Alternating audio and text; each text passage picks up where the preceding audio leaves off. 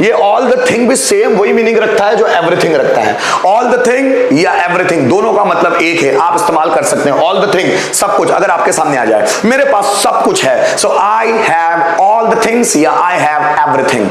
राम सब कुछ पाना चाहता है, Ram wants to get everything या Ram wants to get all the thing. Ram ने मुझे सब कुछ दिया, Ram gave me all the things या Ram gave me everything. Teacher ने सब कुछ पढ़ा दिया, teacher taught all the things या टीचर टॉट एवरीथिंग। मैं सब कुछ जानता हूं, I know everything, I know all the things.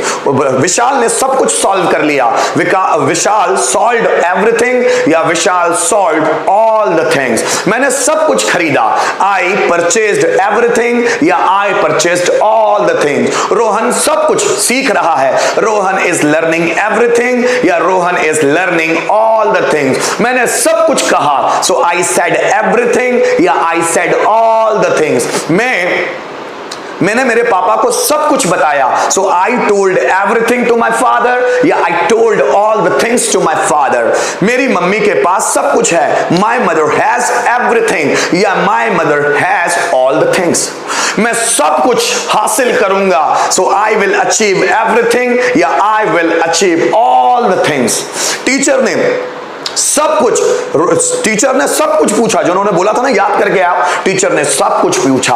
Teacher asked everything या teacher asked all the things. जरा समझिएगा, मेरे माइंड में सब कुछ है, so there is everything in my mind या देयर आर। अब देखिए देयर इज एवरीथिंग हो सकता है, लेकिन जब ऑल द थिंग्स की बात करते हैं तो आर लगेगी helping verb. So there are all the things in my mind. जैसे दोनों को ऐसा भी बना सकते हैं, everything is in my mind या ऑल द थिंग्स, क्योंकि ये प्लूरल सब्जेक्ट की तरह आएगा, बस इतना फर्क है। All the things are in my mind। जरा समझिएगा, किताब में सब कुछ है, there is everything in this book या there are all the things in this book। Computer में सब कुछ है, there is everything in the computer या there are all the things in computer। Are you getting? जरा समझिएगा, हम वापस लेते हैं इसको। अब देखिएगा, everything और दूसरा वर्ड है all the things, all the things। दोनों में इतना ही फर्क है, इसका मतलब होता है सब कुछ और इसका मतलब भी होता है सब कुछ, लेकिन ये एक सिंगुलर सब्जेक्ट की तरह इस्तेमाल होता है। सिंगुलर लिख लेता हूं, ये सिंगुलर सब्जेक्ट की तरह इस्तेमाल होता है और ये प्लूरल सब्जेक्ट की तरह इस्तेमाल होता है। ठीक, अब जरा ध्यान दीजिएगा, ज्यादातर एवरीथिंग और ऑल द थिंग्स में क्या फर्क है?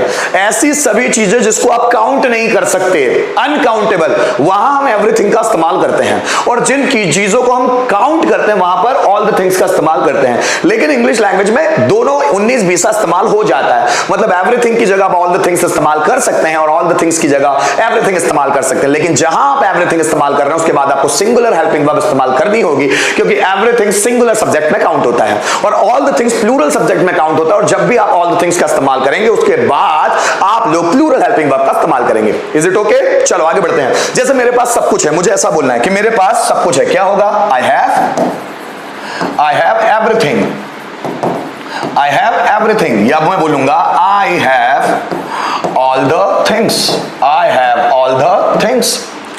रोहन सब कुछ सीख रहा है, क्या बोलेंगे? सो रोहन इज लर्निंग एवरीथिंग, या क्या बोल सकते हैं? Rohan is learning, Rohan is learning all the things, all the things. मैंने मेरे परिवार के लिए सब कुछ किया, क्या बनेगा sentence? I did everything for my family, या I did all the things for my family। Akash ने सब कुछ सुन लिया, आकाश listened everything, या आकाश listened all the things। मैं सब कुछ पाना चाहता हूं, so I want to get everything, I want to get everything. ये इसको हम ऐसे भी बोल सकते हैं, I want to all the things, all the things. मतलब आप जनरल टर्म्स में एवरीथिंग की जगह ऑल द थिंग्स या ऑल द थिंग्स की जगह एवरीथिंग इस्तेमाल कर सकते हैं। There is no any proper difference between it. वैसे मैं बता चुका हूं कि एवरीथिंग सिंगुलर के लिए और ऑल द थिंग्स प्लूरल के लिए। अगर सिंगुलर प्लूरल सब्जेक्ट की तरह आते हैं, जैसे देखो सब कुछ हमारे हाथ में है, so everything is in our hand, या इसको हम ऐसा बोल सकते हैं ऑल द थिंग्स। लेकिन जब ऑल द थिंग्स सब्जेक्ट के रूप में आ रहा है तो वो होगा plural, all the things are in our hand. मुझे बोलना है सब कुछ संभव है, तो क्या बोलेंगे हम? एवरीथिंग और उसके साथ लगाएंगे इज, एवरीथिंग इज पॉसिबल, हर सब कुछ संभव है।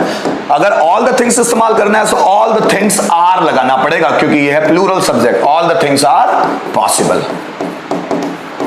जैसे मुझे बोलना है सब कुछ आसान है, सो एवरीथिंग इज इजी, ठीक है ना? या इसकी जगह all the things are easy, ठीक है ना?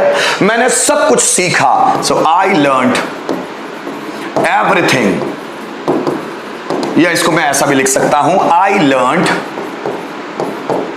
All the things. मैं उम्मीद करता हूं कि आपको समझ में आ गया होगा।